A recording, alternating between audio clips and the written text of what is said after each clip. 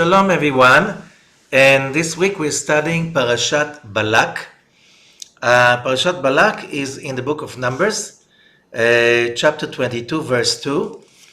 And it's differently than all the previous parashot in the book of Numbers.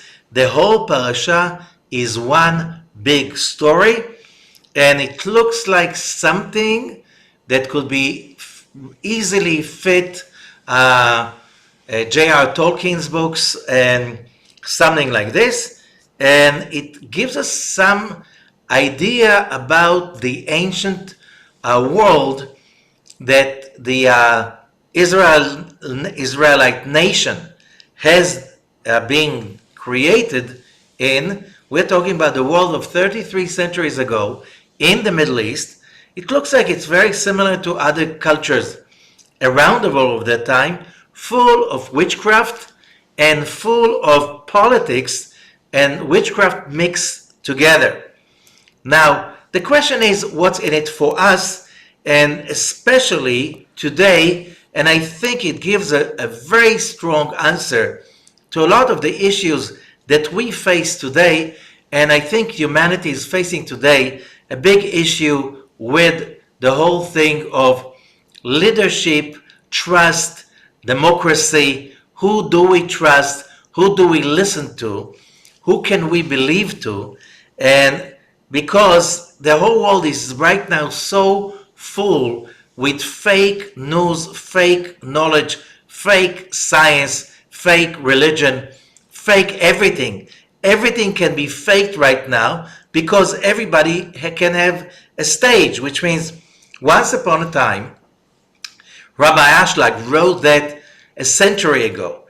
Once upon a time, when we are talking about till 500 years ago, if somebody wrote a book, only if that book was really genuine and had a value, people bothered to copy it, and because it costs a lot of time and money to copy, and therefore, if people wrote stuff that is not of so much value, nobody bothered to copy it and publish it.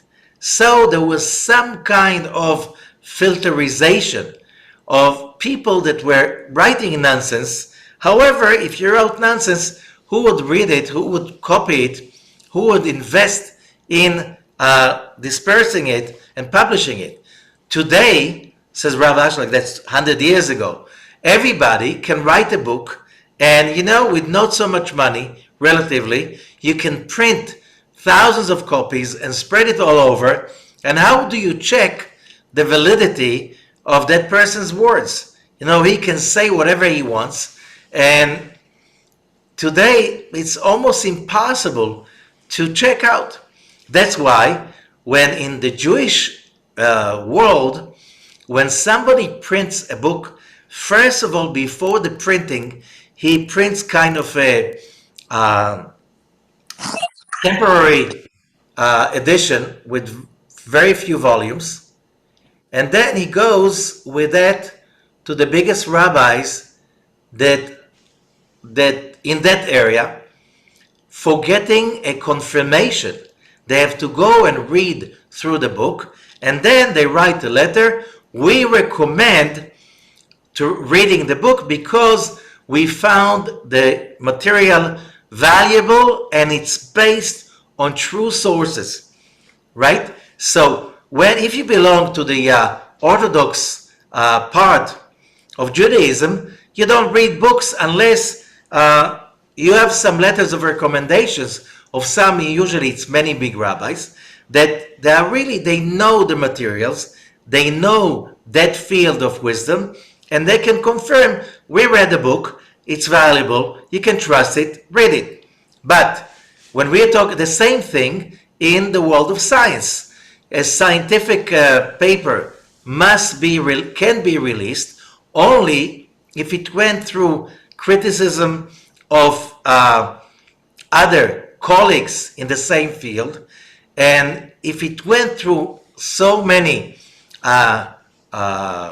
conditions of checking up the validity of the material, only then this paper will be published in a scientific magazine. Scientific magazine, you can't just publish in a scientific magazine whatever you want. It has to go through certain checkups.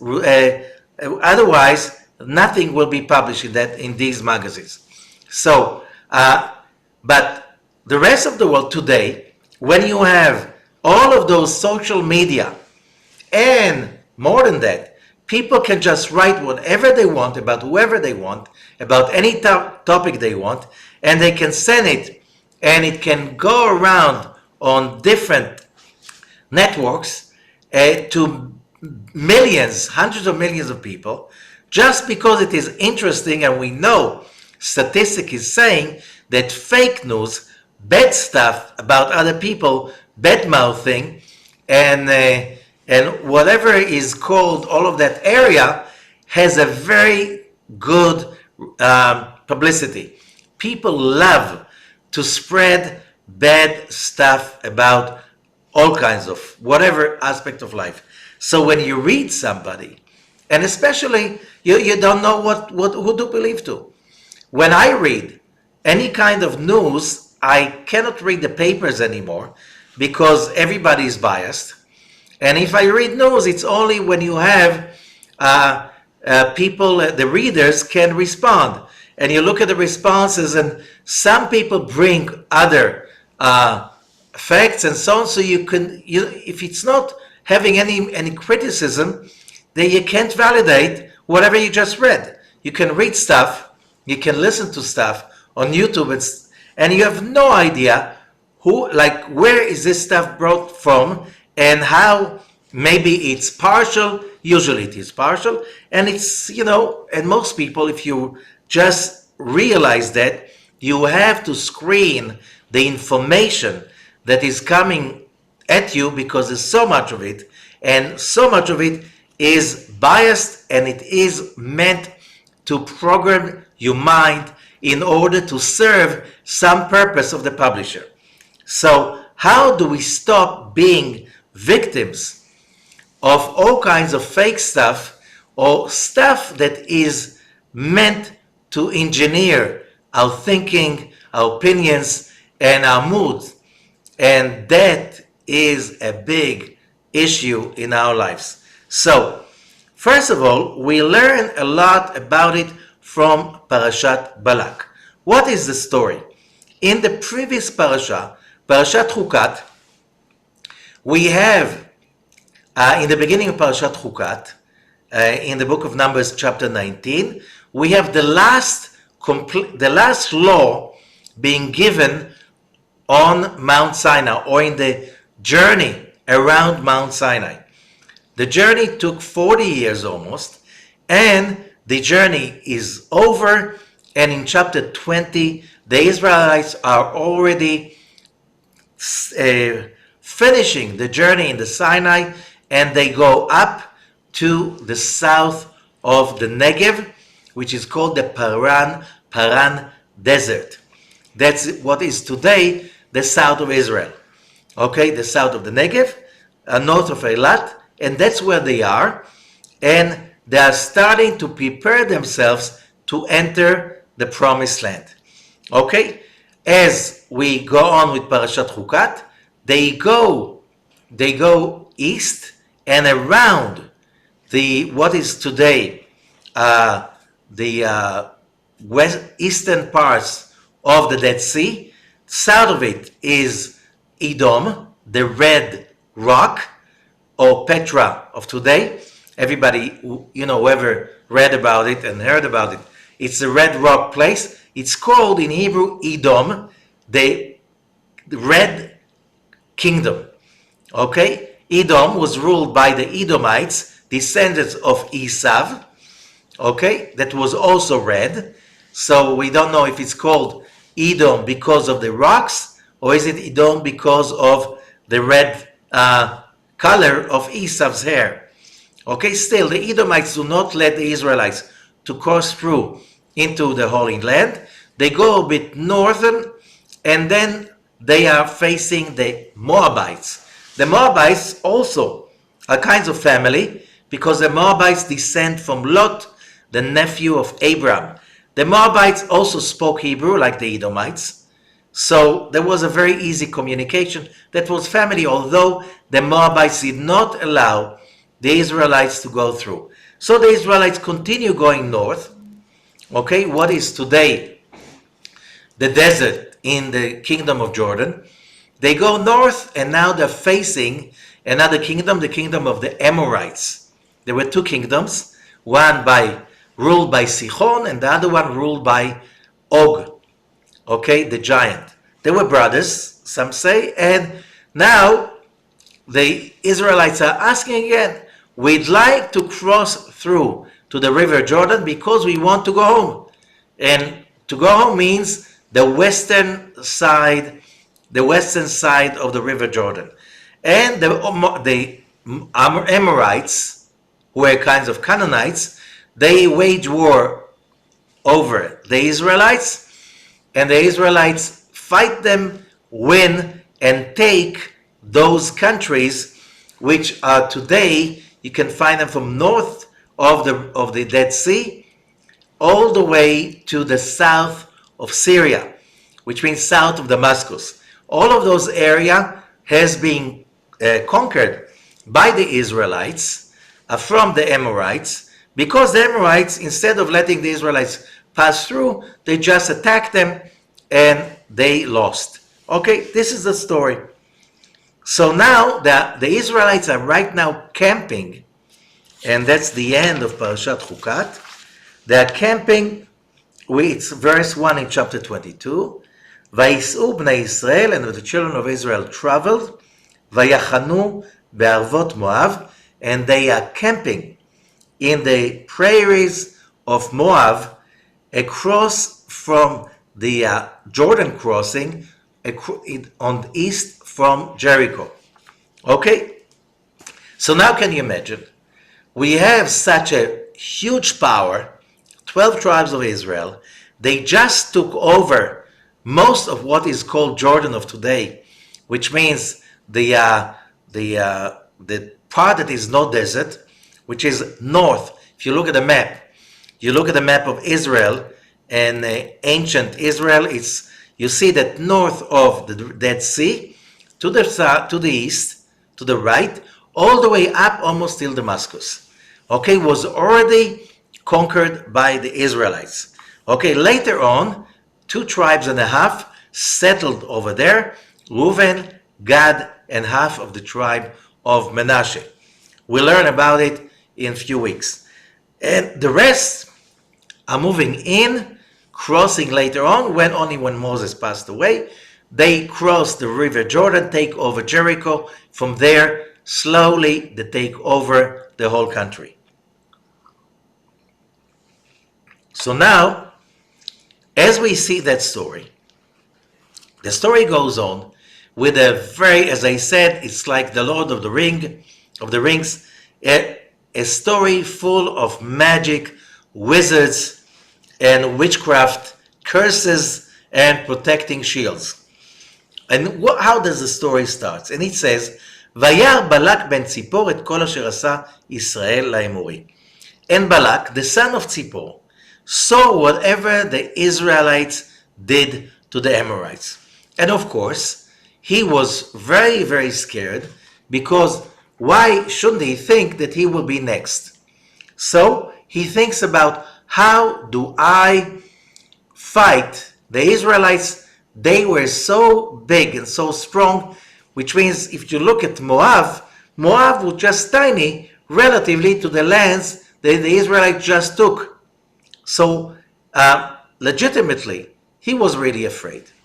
Okay, so now the question is, as the Zohar is asking, how did Balak see whatever he sees? Because he says, Et kol asher asa Israel laEmori.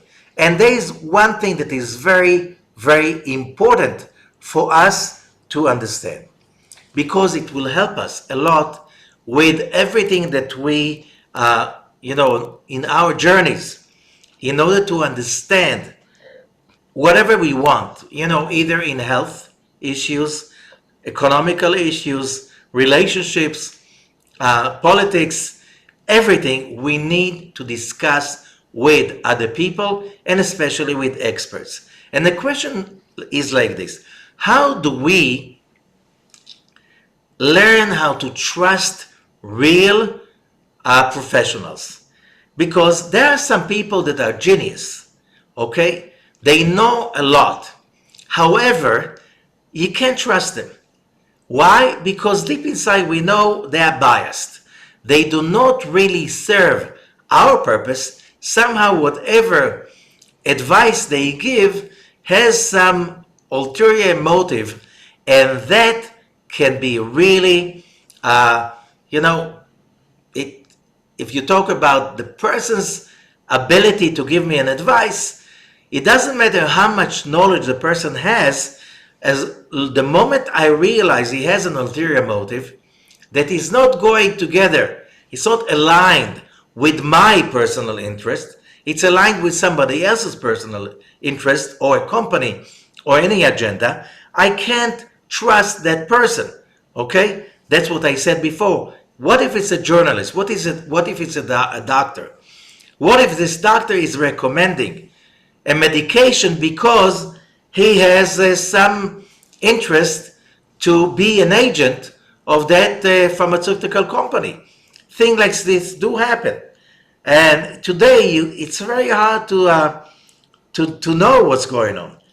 So why is that connected? Because look, here comes Balak ben Tzipor, and the Zohar is teaching us that the guy was Balak, the son of Tzipor, was, as we know before, if we just listen to studied carefully the book of Exodus, the king of Egypt, Pharaoh, was the most powerful wizard in Egypt. Why? If there was a wizard in Egypt that was more powerful in sorcery than Pharaoh, he will take over and become Pharaoh by himself.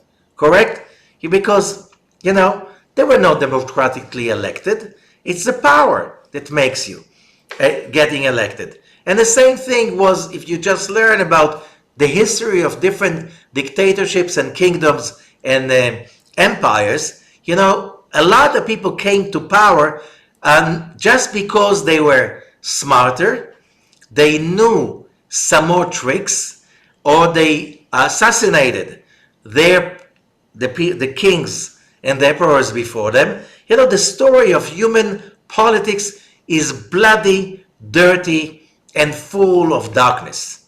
Okay? And so, like Churchill used to say, democracy is a terrible system. However, the other systems are much worse than democracy. Now, the question is also, how do you really keep a true democracy?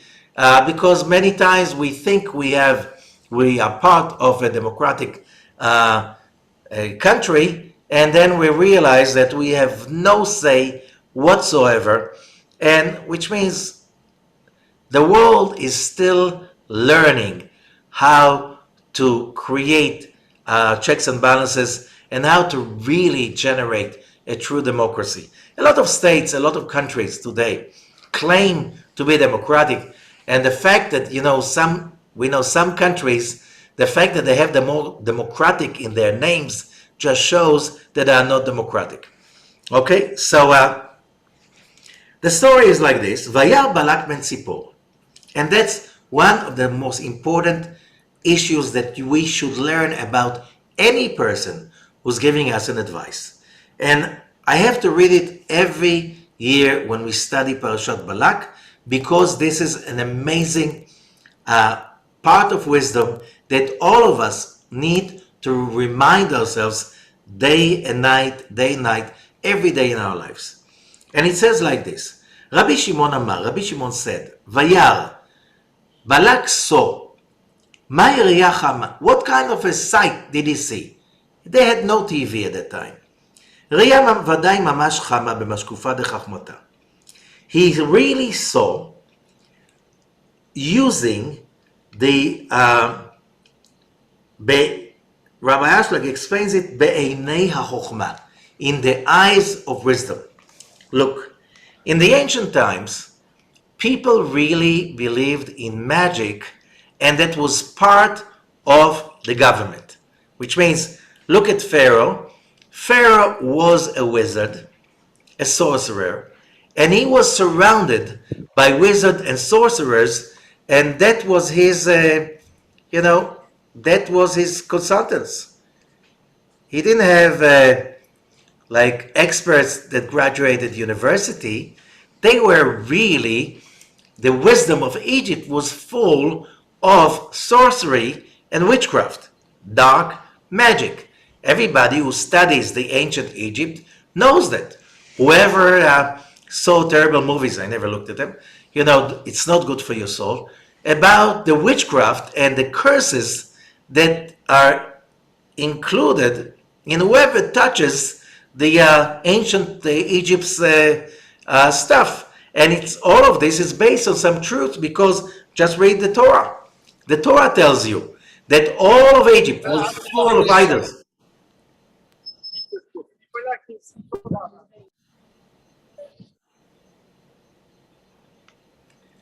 Again, that all of Egypt was full of sorcery and idols, and you can find it all over excavations in Egypt. Everything, every piece of information that you find in the art and so on was full of magic, sorcery, and darkness. Same thing when you look at the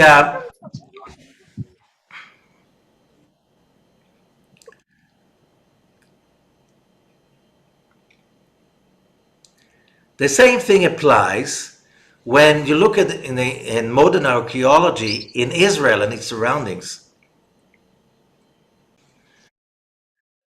So we understand that the world that we are talking about all over, it's not just in the Middle East, Egypt, Canaan, and we can find it all over Europe and the Far East and Americas. Everywhere you could find people really believed in magic. It was part of their daily routine, and you can find in the excavations so many evidences that what the Torah was talking about was really right. Now, how did, you cannot have so much of a certain culture, part of the culture, without any base. So where is this magic coming from? And we call it idol worshipping. There was an ability, people really trained themselves to connect to the mystical universe, to the world beyond the five senses, to superhuman forces in order to deal with life, because life was pretty cruel over those days. And if you did not have some superpowers, you will be a victim. You would be a victim because the world of those days had no values that we know and did not even pretend to have any values. Okay, so the story we're talking about, that Balak was the king of Moab because of his magical powers, whatever he could prove to the Moabites, so they voted him or made him to be, or allowed him to be their king, because if they didn't believe that his magic is strong enough, they wouldn't let him be a king. Now, he had an ability, the Zohar says, a genuine ability, what is called to look at the eyes of wisdom. Which means, how did he do that? He had some practices of magic in which he could see what we call today clairvoyance. He could go into a trance and see the future. He was not the only one. Which means, and the Zohar is bringing, Rabbi Shimon Bar Yochai is bringing us other quotes from other places, like, for instance, Vayashkef Avimelech Melech Plishim Ba'ad HaChalon. The book of Genesis, it speaks about the king of the Philistines, Avimelech, looking through the window, and he sees that Isaac and Rivka, Yitzchak and Rivka, they are husband and wife. Okay, and the question is, how did he see? And it says that he saw them having, they relate to each other as husband and wife. Now, if Isaac and Rivka were really the righteous people we know about.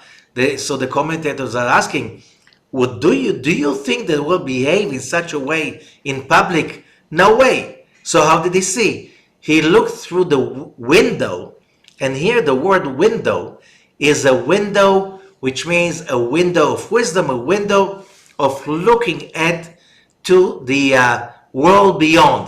He saw things that the physical eyes cannot see.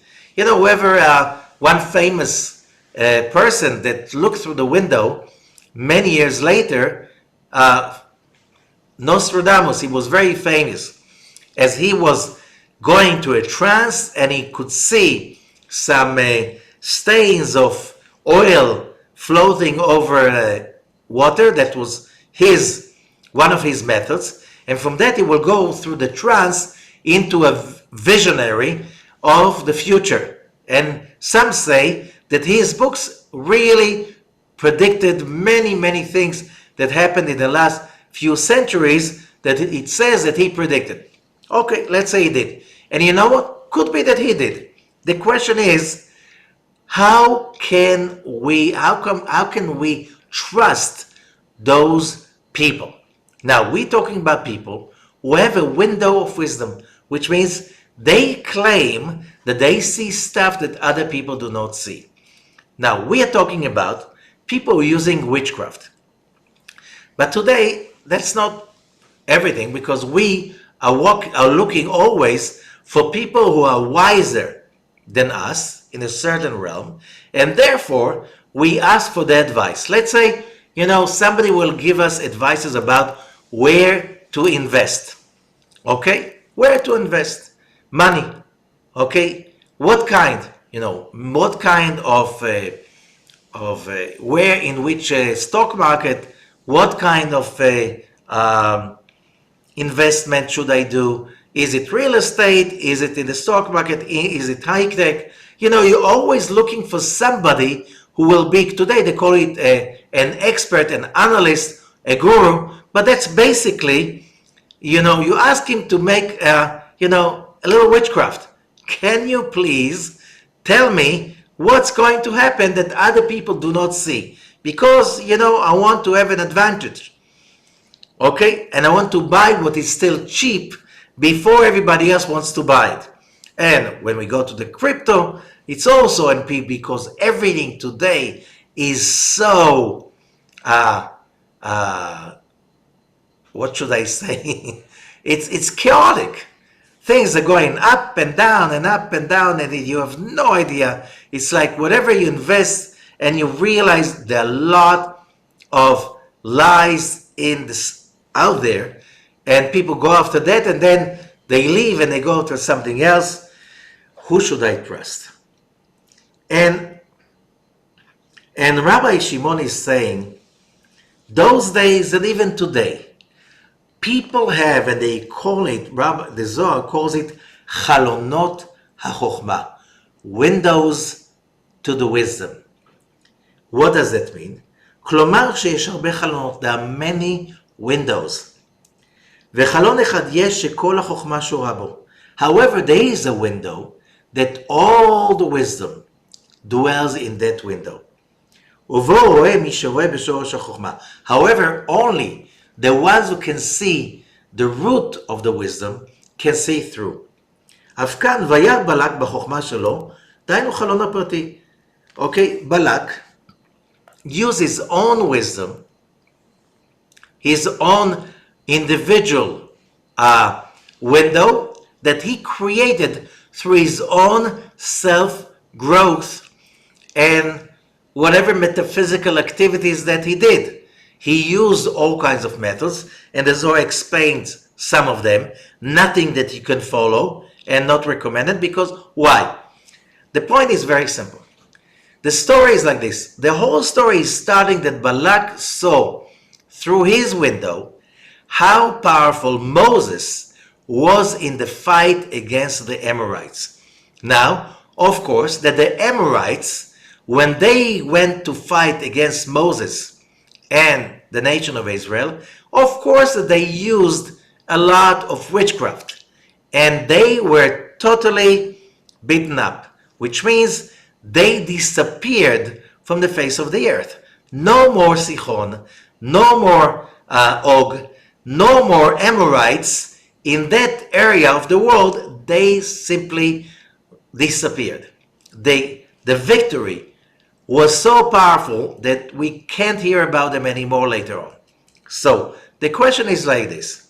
Balak sees the might and the power of the Israelites. On the physical realm, they had an army. And on the metaphysical realm, Moses was much more powerful. Can you imagine? He won fighting Pharaoh and his army of wizards. Now, for him, the little, provincial Amorites was nothing. Okay? So they lost it in a glimpse. Balak sees the might and the power of Moses. He's afraid. He's trying to get as much power and might as possible. For that, he tries to get and drafted Bilam, who was the biggest wizard in the Middle East at that time, and he wanted to hire Balaam to curse the Israelites and help in fighting against the new rising power. However, Balak missed a little point. The point was that Moses got a direct order from God, do not touch the Moabites.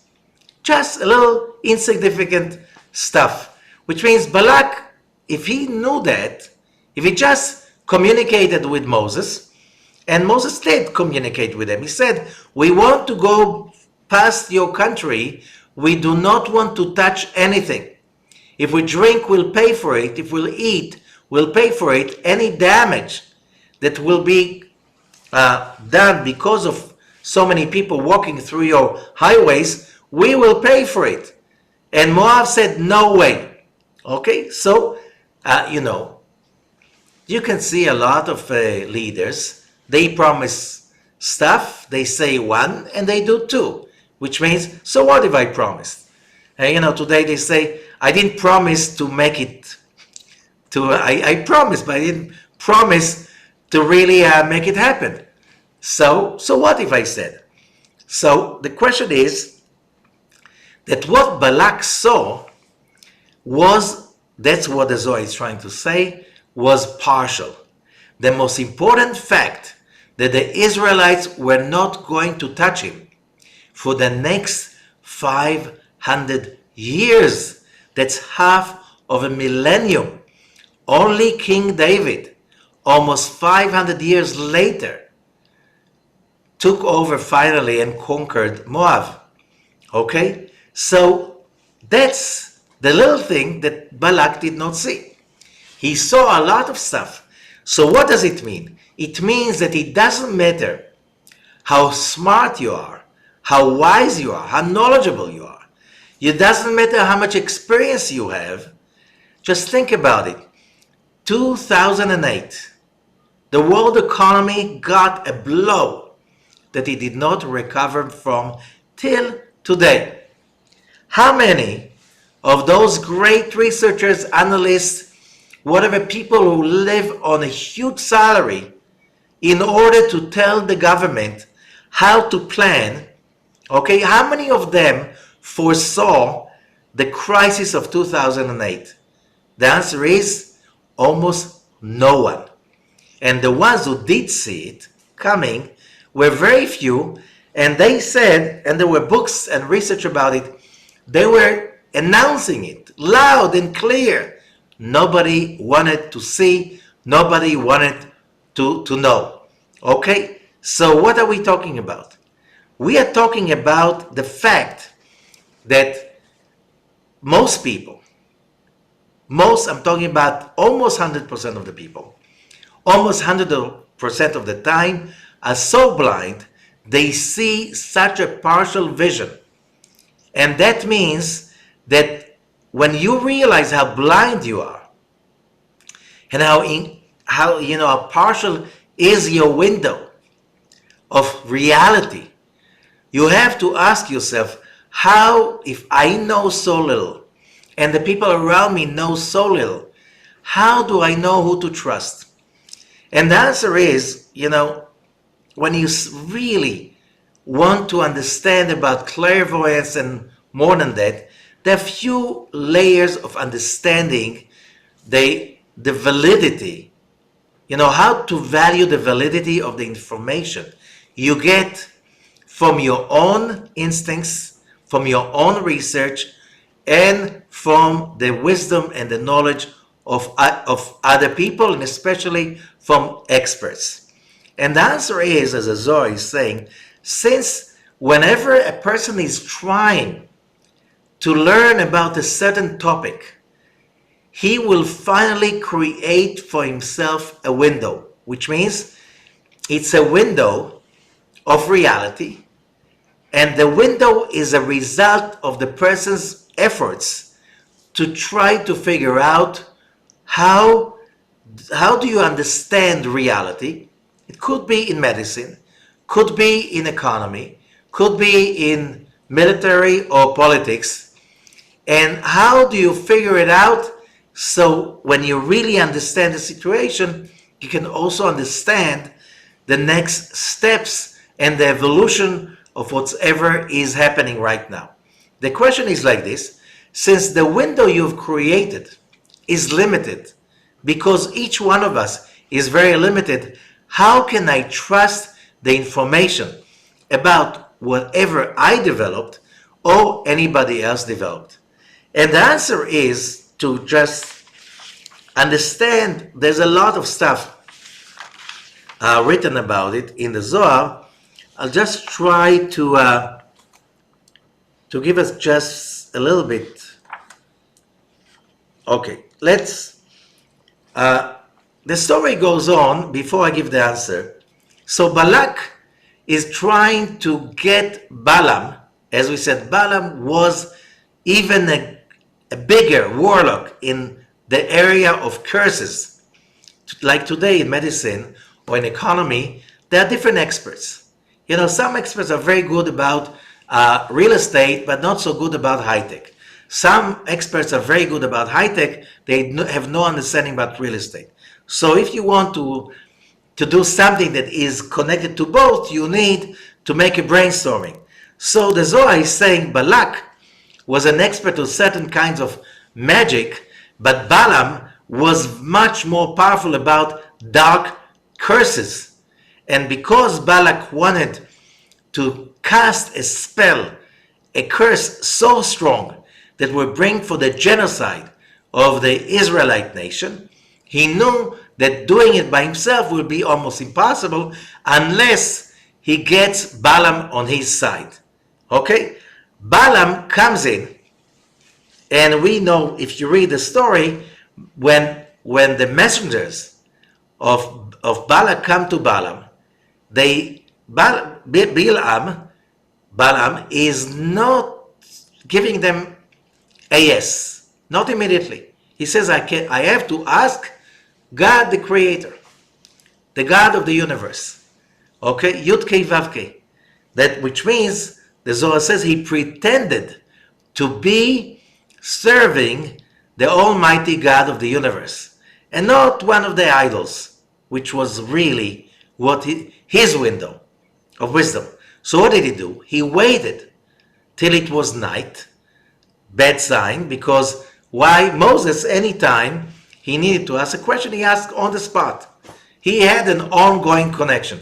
Balaam had to wait till it's night. He had to wait, he had to do some ceremonies that involved like terrible actions. I don't want to go into this. It's a terrible stuff he was doing, and in order to bring himself into deeper levels of impurity and darkness. And then he went to sleep, and who answers him in his sleep? Elohim. And Elohim, there are many Elohim. Elohim is another window of wisdom. It is Elohim Acherim, which means, and the Zohar explains, there's a whole system of dark windows that he can connect to them with impurity, with hatred, with envy, and especially with anger. There are many researches that were published during the 80s about people who can gain power, magical power, only when they are very angry and hateful. Okay? So the Zohar is saying, getting yourself into a trance like this, from anger and hatred, that's for sure bringing energy from the dark side, from the impure system. The impure system has power, and we know along history, people with dark forces had the power for many years. Look at human sacrifices among the Canaanites, the Phoenicians, the stories of the, if we talk about the Romans fighting the Phoenicians, okay, and the Phoenicians of Carthago, the Phoenicians from North Africa, which were colonies of the Phoenicians from north of Israel, Lebanon of today, they had human sacrifices of the Baal. The Baal was the god of the local Canaanites with human sacrifices. So the Romans were good relatively to the Phoenicians. Okay, the Romans, the good ones, they won in the wars. But it's all relative. Finally, we don't have human sacrifices in the area when we're coming like 2,000 years ago, 1,500 years ago. But when the Spaniards invade what is today Mexico, they found a lot of human sacrifices. Who did it? The kings of the governments and the kingdoms of Central and South America. Oh, very nice habit, right? We learn from that. We have really to, what's the word? To give space and respect any religion. Yeah, even religions that have human sacrifices in the name of their God. I don't think so. I don't think so. Just the fact that somebody has a religion, and that doesn't mean that we have to respect everything, because there are some universal laws. Do not kill is do not kill. Even if you are a king and you really think that your God needs young women sacrificed to them in order not to bring drought and diseases and plagues, that it doesn't work this way. Okay, so the same thing was over here. Balak and Bilam are there, and as we said, Balak, with all his window of wisdom, he misses the little part that he didn't know, that the Israelites are not going to touch Moab for the next 500 years almost. Okay? And he got himself involved in something so useless just because in his wisdom he did not see the whole picture. Bilam is connecting to his Elohim, to his God, to his wisdom, window of wisdom, and his window of wisdom that is on the dark side says to him, do not go. Do not go with them. Do not even think about doing anything with them. And Bilam is asking again later on, okay, was he really wise? And the answer is he was. However, why did he really change his mind? Why did he go? And when the angel appears in front of him after his donkey speaks to him, right? And he says, oh, I'll go back. Read the story. If he was so wise, why did he go when he had so many clear messages? Do not go, do not bless them, stay out of it. What happens to Balaam in the end of the parasha? The Israelites take revenge. They go, they fight the Midianites who join the Moabites, and they kill Balaam. he never came back home. Why? And the story is very simple. Balak says to his messengers, oh, he didn't want to come? I know how to get him. Tell him that I'll give him a lot of money, a lot of respect. He will be honored. He will be the chief of staff of the armies of the union against the Israelites. He will be the leader. Our king. We'll all bow down to him. Oh, we're talking about bribe. The moment you can bribe somebody, he will have an agenda. Then, although he had clear messages not to go, he did go. He did not make it cursing the Israelites. He failed. He was finally thrown out with disgrace from Moab. Then he gave them an idea, which did work. He gave them an idea, you know what, you cannot touch the Israelites because they learned how to create shields of light, positivity around them. Because of that, there's no way our curses can hit them. What do we learn from that? That if you're busy all day long, running away from crooks, from charlatans, that will be your window of wisdom. Finally, the more you try to stay away from them, the more you'll find them hitting on you. The more you're trying to run away from black magic, because a lot of people, they always go around afraid of evil eye. And the Maimonides said, and many other sages said, the more you believe in the evil eye, the more susceptible you are to the evil eye. Why? The moment that your mind and heart is occupied with fear from dark forces, the more susceptible you are to them, you will become surely a victim to dark forces. Most of them will be generated by you. Okay? So how do you run away from darkness? Be busy generating the light. Running away from darkness, do you know how many people can give you an evil eye? The answer is, of the Talmud, everyone. Human beings, they look. And when they see people successful, they are jealous. Most of them.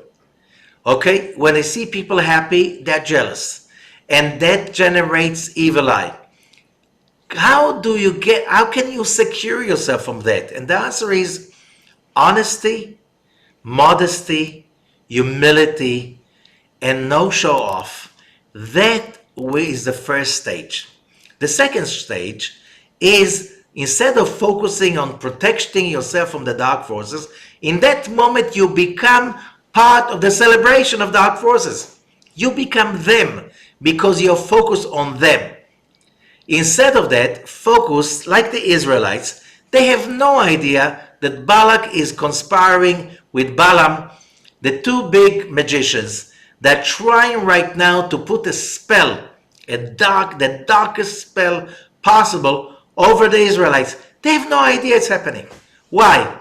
Because after 40 years in the desert, Moses told them to watch their business, which means be careful all the time, to be honest, to be positive, to generate positive energy, be occupied every day with doing what is good, doing charity, helping, being honest, serving the people that you are working with.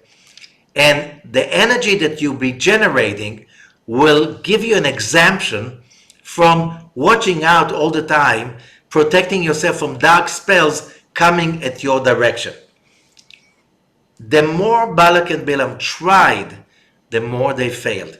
All their curses turned into blessings. So, what do we learn from that? Don't be busy with running away from dark forces. Simply run after the light. Be part of the right stuff, in the light stuff. So, how do you know what's the dark forces? What if, most people that we ask for the advice, they're not involved in witchcraft anymore. Thank God. Okay? We are in a world that maybe, luckily, most people don't even believe in witchcraft. Okay? Only in fantasy books. So the Zohar is teaching us verse 163 in the Zohar of Parashat Balak. And the Zohar says as follows. 162.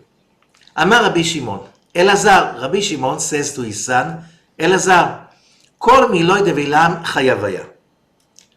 All the words of Bilam, the wicked, tekefininum, they were very harsh words. Ve'al kmo chavaya, and the friends already explained that. Dichtiv, velo, and it says, there is a verse in the end of the book of Deuteronomy, chapter 34, Velo kam naviot b'Yisrael keMoshe. And after Moses, another prophet like him never came amongst the Israelites. V'amru, and the commentators said, b'Yisrael lo kam. It says among the Israelites. Aval b'umot ha'olam kam. But among the other nations, there was a prophet in the level of Moses. Who was that? Bilam. V'kimna mila, Moshe leit dichvatei bechitrin ilain. Bilam leit dichvatei bechitrin tetain. But Moses was the greatest prophet ever in the higher worlds, the world of holiness. Bilam had the might of Moses, however, on the other side, like a mirror image in the darkness. Okay? Da besitra de kedusha v'da besitra de smola. This one, Moses, in the side of holiness, and this one, Balaam, in the left side, the side of impurity and witchcraft. והיא כל דה הווה בידי, וכל כך תקיף בחוכמתה, כבר דישבח גרמי בחילה תקיף, דכתיב אנוכי יקרא כה, עקר לכו מהי, האח יכילו לקטלה עלי. So, if he was so strong, Bilam, and so wise, and he was a person that was giving himself compliments all the time, he was praising himself day and night in front of everyone he met. He praised himself and he told people how great he is, and he is the greatest. Which way he was also doing PR for himself. Okay? How could he be killed? Finally, the Israelites killed him in the war. Umeshiv. The answer is 163 in the Sulam commentary of the Zohar.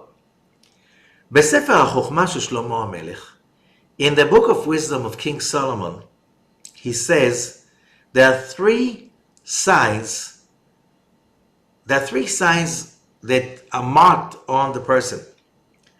סימן לעבירה הוא ירקון, סימן לשטות הוא שמרבה דברים. If you want to know if the person is a fool, he talks a lot. That means that he does know a lot. There's a saying in Aramaic, Istra balagina kish kish karya. Okay, that's Aramaic, that's not even Hebrew. A coin in a jar makes a lot of noise. If the jar was full, it wouldn't make noise, which means when you see a person talking a lot about everything, you know he knows nothing because the jar is empty. That's why it makes so much noise. However, wise people do not speak that much. Why? The jar is full. They don't need to. Okay? So, the answer is over here. What's the relationship? Without? Because somebody who's praising himself is the worst of all people. Worse than all kinds of signs, because he's a fool, and a fool, because he's a fool, will make all the transgressions possible just because he is not wise. And he has all the mistakes, and therefore you should stay away from him and especially do not take advices from him. And it says already, verse 164, Shoel v'hare katuv yalcha zar. It says in the book of Proverbs, chapter 27, do not praise yourself. Let others praise you. Okay? So you don't go and praise yourself. However, how if people don't know who you are? So the Zohar says, speak words of wisdom, not about yourself. Speak words of wisdom so people can get benefit from your Torah study. And from there, people will learn your greatness. But if you go and praise yourself in front of others, that's a sign of stupidity. And people who are fools, they can do any damage possible. אותו רשע בלעם היה משבח עצמו בכל. Balaam was a wicked person. And, being wicked means you're kind of a fool. If you really know the rules of the universe, you know that you cannot kill. There's no benefit in killing. You cannot steal. There's no benefit in stealing. There's some rules we learned in last week. Zot chukat Torah. What the Torah is teaching us is the rules of the universe. They apply to all the time, young and old, early, later days, and so on. It does not matter. When you kill somebody, when you rob somebody, when you cheat somebody, basically you hurt the rules of flow of the universe. So, would God punish you? No. The Zohar taught us, Kifo al adam yeshalem lo. Your bad actions will pay you. What goes around comes around. So, if you're really wise, why would you be involved in an act of bringing damage to people with a dark heart? Why is this being a psychopath? You know what's a psychopath? Somebody who cannot feel other people's pain, and therefore they're capable of inflicting terrible pain over other people, and that they don't blink an eye. Okay? So all of these people were psychopaths. So, if you see a person that hurts other people without blinking an eye, run away. It's like, I don't think you always have to run away, but it's not somebody you can count on achieving or getting ideas and advice. So when we learn about the basic truth of real wisdom, we have to realize that the person, that when he speaks, or she, it's words of wisdom that you can feel, that it makes you grow when you listen to them. Those are the kind of people, says the Zohar, that you should listen to and ask for their advice. But people are busy promoting themselves. Do you know how great I am? Do you know how famous I am? And they have nothing to share with you just about their greatness. And you also see the greed, and you see the hunger for honor and respect, and you realize that you can buy their loyalty with respecting them, with giving them gifts, and they will lie for you. You know that these people, yes, they could be that they are very, very talented. There's no doubt that Balak and Balaam were super talented people. Look, Balak became the king of Moab. Being a king in such a terrible, dark, vicious world, you need to be really talented, but on the dark side. Okay? And he missed the point. Same thing with Balaam. The guy was super talented. But remember, it cost him his life, because more than he was talented, and he was one of the most talented warlocks in the world, he was hungry for love. He was hungry for honor, for, for likes. He was hungry for people's respect, and he was ready to sell even the wisdom that came through his window, he threw it out of the window and went anyway to do something that was futile and cost him his life.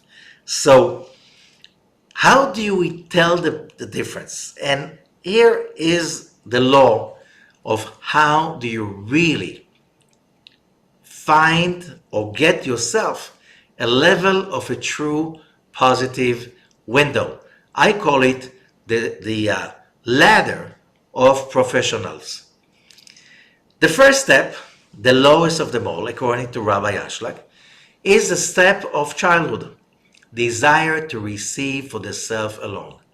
A person that starts his life as a baby, babies, they can't think about anything else but themselves. Okay? There's no negotiation. They want it and they want it now and they want it their way. Okay? Now, as they grow, usually around the 2 years old, between 2 and 3, comes what we call the terrible twos. What does it mean? They can speak and communicate. Their intelligence is high enough so you can put the boundaries for them. And they can't stand the idea. They rebel. How come? Remember my nephew said when he was 2 years old, how come there are rules? There were never rules before. Because you were a baby. Now that you're growing up, you're joining the community and there are rules. You cannot eat chocolate before dinner. That's a rule. You cannot have ice cream and the dessert before you finish your main course. Okay? That's a rule. How come there are rules? So that's the base of the terrible twos. They can't get along with the idea. Which idea? You need to listen to the rules. Okay? And especially, you have to consider other people's emotions and needs, and you can't just do whatever you feel like doing. Okay? I know a lot of people.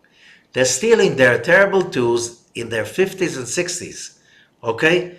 Those people are usually bipolars, and they can never be happy. Why?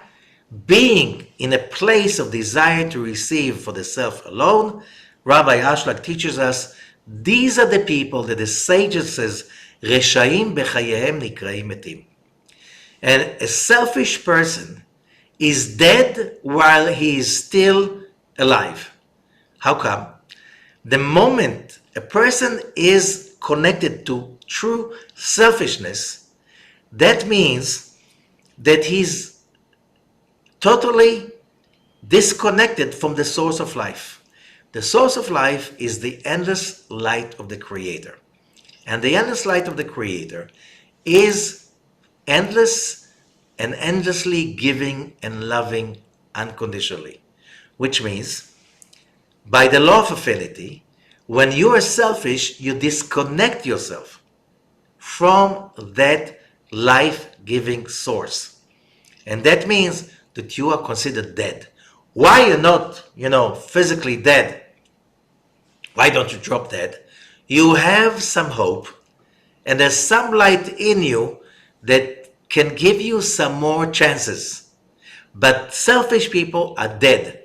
Therefore, selfish people can never be happy, can never be really, truly satisfied, and also you can never trust their window, because if they have a window, this window is the window of darkness, and you do not want to be with them when they fall.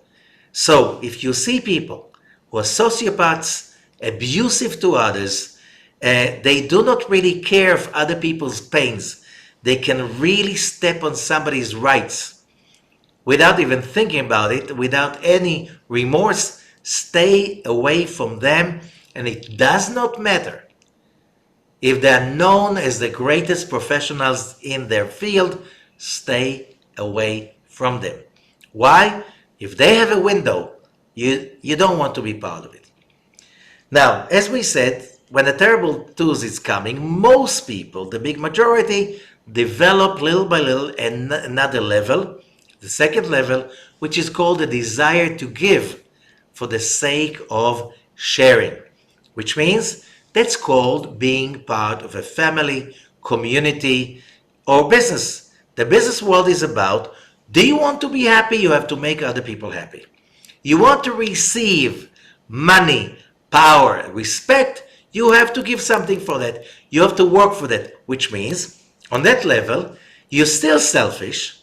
You want power, pleasure, and so on. However, you know that you have to work for it.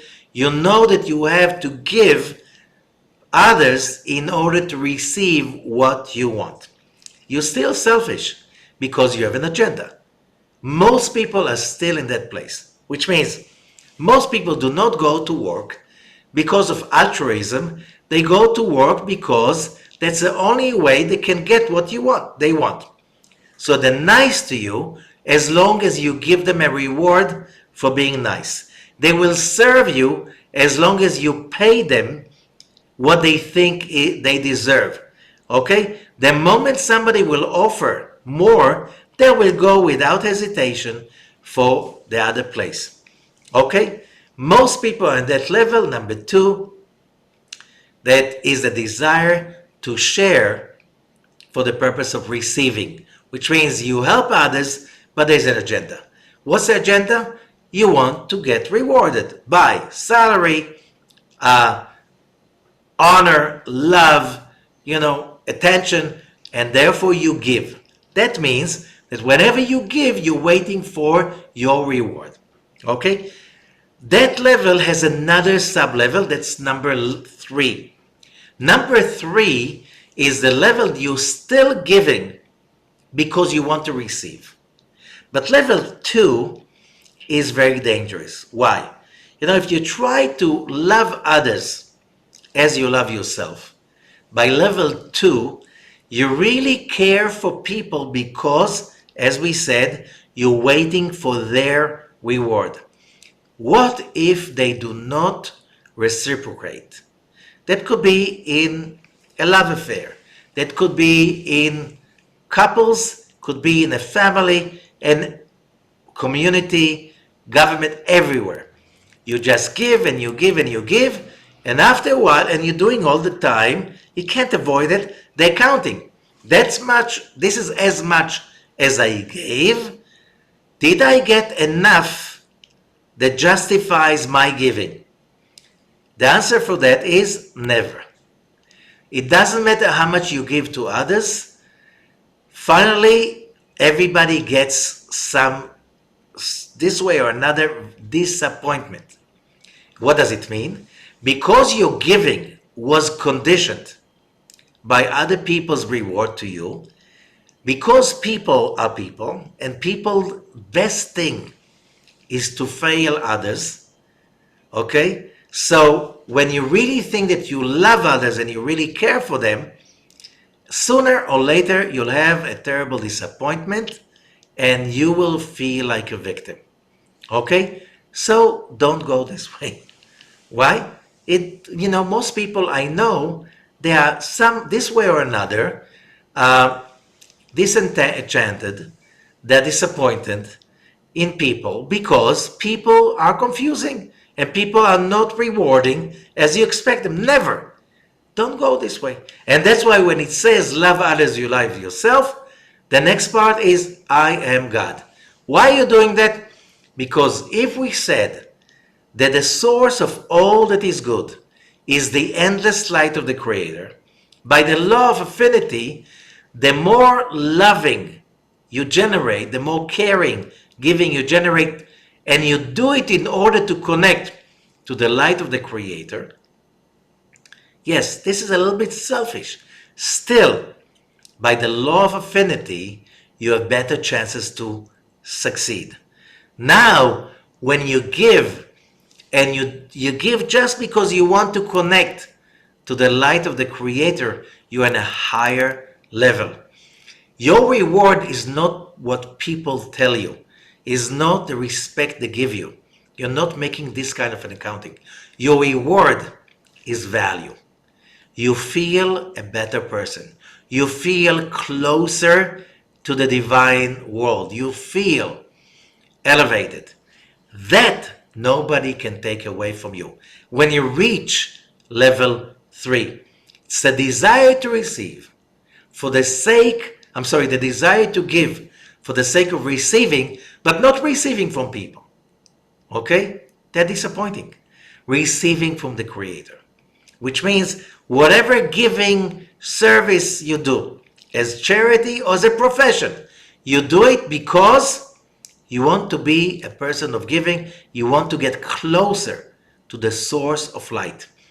That will give you a lot of fulfillment. And that fulfillment slowly, slowly will raise you up the ladder till you become much better professional.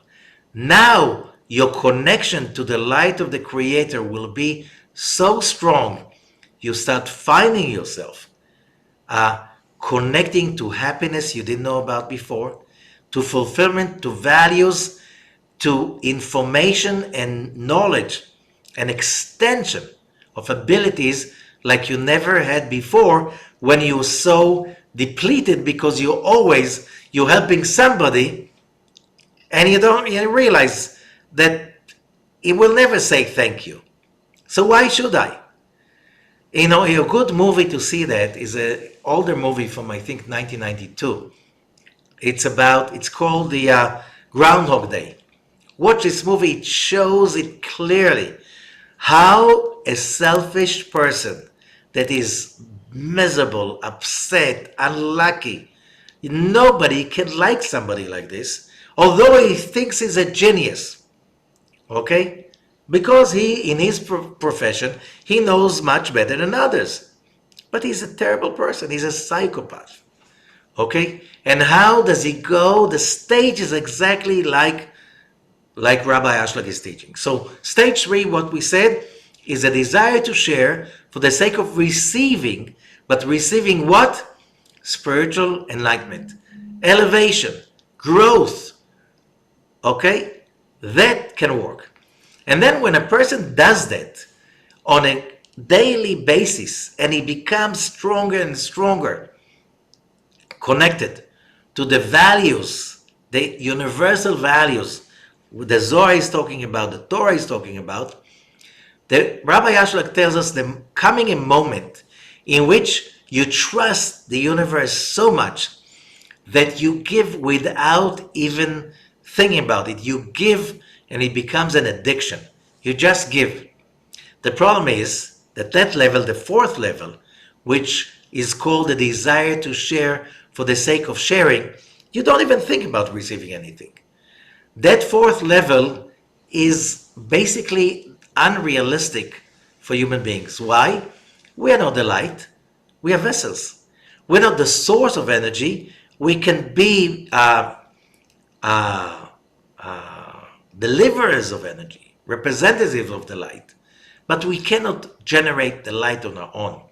So when you reach that place of desire to share for the sake of sharing, that is very short-lived, because you'll be depleted and feel empty the moment you go there.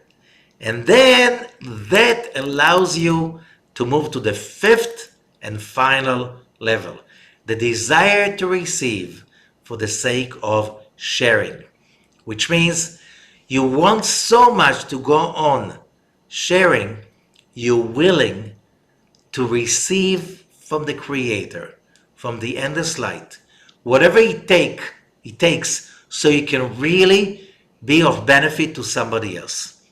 When you reach that place, that moment, you are so selfless because you just want to bring the light to others. You just want to serve. It doesn't matter if you are a dentist or a nurse in ER or a surgeon. It does not matter, because you care so much. You develop that huge vessel, which is basically the goal of a human being's life. You want so much from the Creator because you want to share it with others. People like this, they will find solutions out of nowhere. They will think out of the box for you, and they will learn, how many times you felt that when you help somebody else, you get empowered. You get ideas you never thought about before. Why? Because the desire to receive for the sake of sharing is the only legitimate form of desire. Because when you come to that place, every time you want power, wisdom, abilities, knowledge, good luck, good fortune, opportunities, you will find them because you don't want them for yourself. You become a channel of light. You become a person with a window which is connected to the source of the wisdom. And that means you become a superhuman being. Now you can ask God for anything. He will give it to you because you are right now in the frequency of total affinity with the light. You're not selfish. Whatever you want, it's not for yourself. It's for others. So when we help others, when we care for others, we're not doing anybody a favor. We're just elevating ourselves to those places that we will know what to do. We will not have the mistakes of Balak and Bilam, that they were so sure how smart and powerful they are, and they make so many terrible mistakes. History is full of people that had power, wisdom, and they walked straight into the pit, into the disaster. That is because the window of wisdom that is based on selfishness is always a dark window. It gives you some information. That does not mean that information is valid, because partial information is many times worse than a complete lie. So the rule is like this. When somebody is bringing you wisdom, you have to understand it could be wisdom, knowledge, advice. The ability of the advisor cannot be of a higher value or altitude than the advisor himself. Example, if you are watching TV and you have an old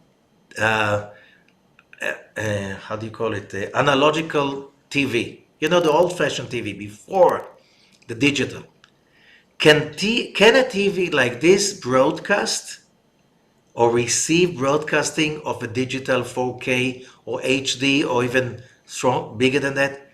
No. Which means every device cannot deliver a message that is more valuable, more precious, more pure than the device itself. So if you see that the person you're asking for his help is selfish, that he's in the lower levels of selfishness and so on, it does not matter how much famous the person is. It does not matter what do they say. You cannot value so much of what they say, because that will be in the worst case partial truth. But the more pure the person is, the more caring the person is. If you see that the person is there for people without making accounting all the time, he's just there because they need him. He's just there because it's a mission, it's a value. When a person takes that as part of their everyday nature and calling, you can trust these people more than the selfish ones. And the chance is that the information they'll give you will be of a much, much higher value. They will see what they need to see in order to tell you what you need to hear, in order for you to do what you need to do in order to have value. So if you understand that, this is the most important message of this parasha.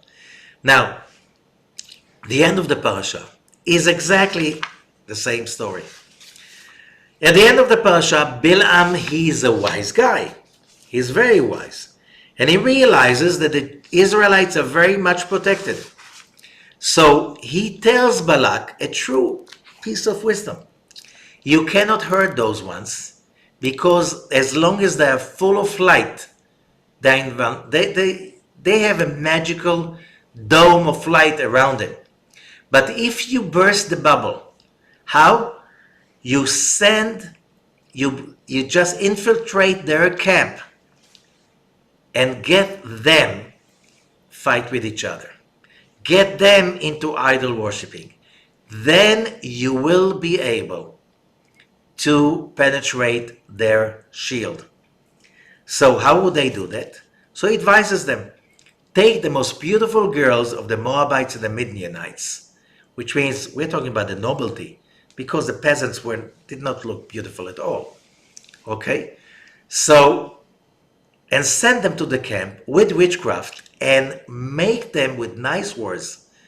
Make them come in like friends and then seduce them with nice words. And that's exactly what happened. And a big plague started and thousands of people started to die. And nobody knew what to do because everybody was really upset. I don't want to go into more details because that's not the issue. The issue was the only person who knew what to do was Pinchas. Pinchas, who was a grandson of Aaron the high priest, but he was not a priest by himself. He was not a Kohen by himself. He was never anointed to be a Kohen. However, he was the only one who really cared for the nation more than he cared about himself. Even Moses could not bring the answer. Why? There was a little moment he was involved over there that he did not want to bring a verdict because there was an issue over there. So Pinchas was the only one who saw what's the right thing to do. Because he was not upset, he was not hurt, he was not afraid. He cared for the people more than he was afraid about himself. He was therefore the only one who got the answer what to do. And he heard it from Moses. But Moses couldn't put it together because he was blamed for being biased. So he had a little moment of, I don't want to take part of it because they think I'm biased. Pinchas had no problem like this. Therefore, he was the only one who knew exactly what to do, and he stopped the plague. So if you listen to the Parashat Chukat from last week, I just said that the Parashot of Chukat, Balak, and Pinchas that happened to fall always in the month of Tammuz, they have the value of healing. And here we have, also, a lot of people have the problem, which doctor should I get an advice from that he will really tell me the right thing? Sometimes you go from one doctor to another, only maybe the 10th one will tell you, oh, that's the story. And sometimes even the 20th one see the point. We need to find the advice that we can listen to, and that has to come from our own place. Here, Balaam, he had an advice, don't go. He went. He was killed. Okay? So the question is not just about it. It's not just getting the right advice. It's being in a position that you will listen to it. And for that, you need also to go the 5 steps. As higher you are, the more you see and you're less blind.